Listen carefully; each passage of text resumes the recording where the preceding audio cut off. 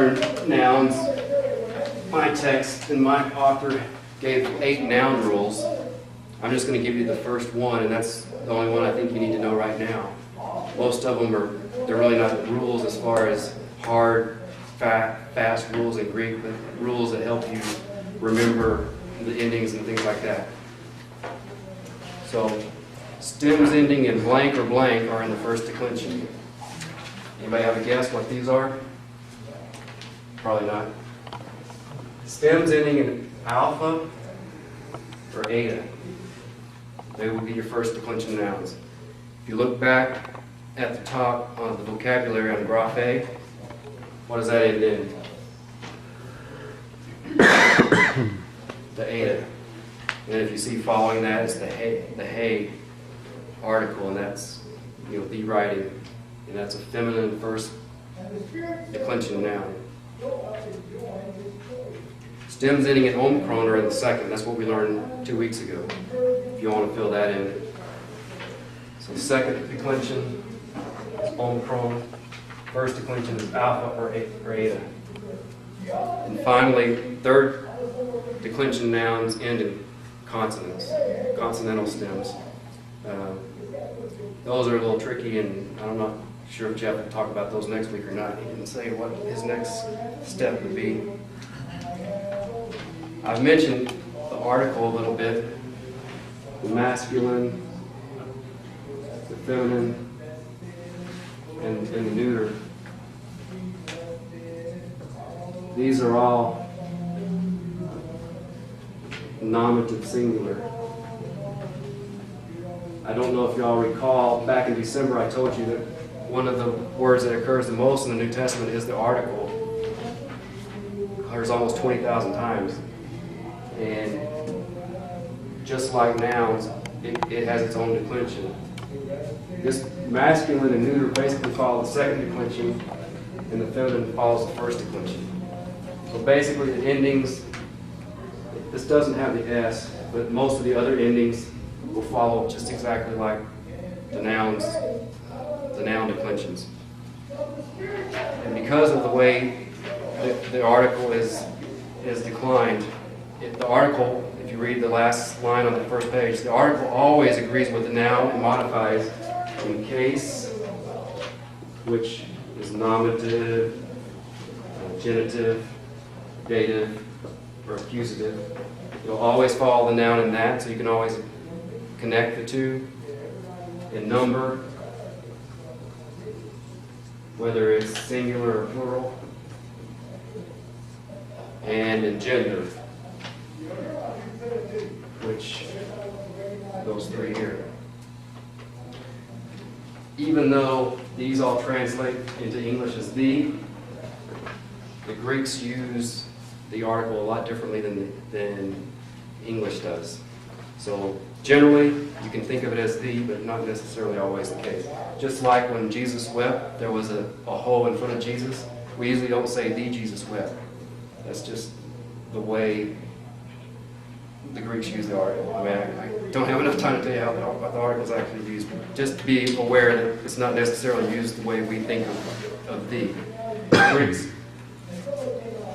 In this article, when I say the article, they only have one article. It's the definite article. In English, we have an indefinite article, which is, we translate, or which is a or an, like a apple or an apple, as opposed to the apple. The apple being the definite apples, that one, or a apple, is an indefinite article. They don't have that in Greek, and so that's a difference that can come out in some translations. And I was going to talk about it tonight, but I don't think we'll get there. We've only got a couple minutes here. Turn to that last page.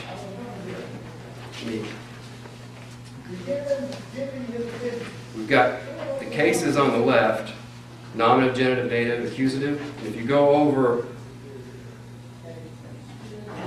the first column there with logos, that's second declension masculine. That's what we learned a couple weeks ago. You got your root logo, and then the sigma ending for nominative, and the upsilon for genitive, and on down the line. And then it's the second declension neuter at the end with ergon. That's almost the same as masculine, except in the nominative, the neuter noun will have a nu ending as opposed to a sigma ending in the masculine. Also, in the plural, the nominative and the accusative are different in between the neuter and the masculine, you'll notice.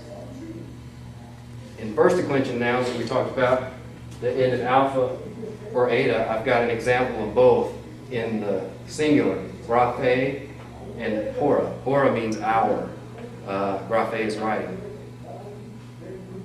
Graphe ends in eta and is declined as you see there. Hora ends in alpha and is declined in the singular as you see. But when it gets to the plural, they both decline with the same endings. So in the singular, graphe has an eta ending. In the plural, it'll have an alpha ending, except for genitive. And actually across the board, if you look at genitive, all the genitive plurals have omega nu endings. So anytime you see a noun with on at the end, you know it's genitive plural, at least if it's in the first or second declension noun. So I put 4 nouns at the bottom that just for you to practice. I put the article beside it so that you would know which gender it is, whether it's masculine, feminine, or neuter. So anyway, that's something y'all could try. I think we've learned all these words before, but if you don't know them, cosmos, world, or universe, doron. Doron. I believe that's a gift. Yeah, I think so. Agape, love. And this is the noun, not agapo, which is the verb. And then cardia is the last one there, heart. And if you notice, that's another thing. Cardia, in English, it'll come over as a C. So, like cardiac or whatever. K's, kappas usually come over into English as a C. Cosmos, even the first word, it's cosmos. So, just a few tidbits there. I guess we're out of time. I've got 2 after there. Anybody have any questions before we adjourn?